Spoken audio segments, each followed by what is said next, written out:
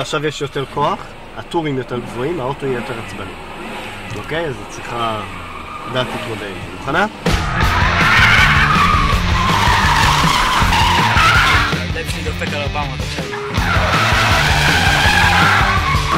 מדהים, זה מדהים.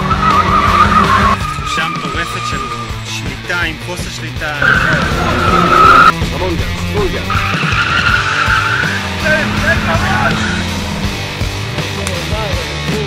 פול גז עכשיו.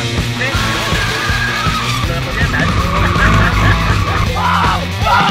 איזה כיף!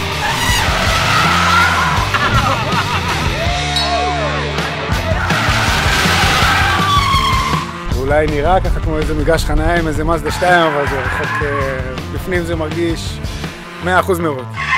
מהיר, מהיר ואקשן. מי שלא מנסה את זה, לא יבין את מה שאני מרגיש. פתאום הבנתי שאני יכול לעשות את זה.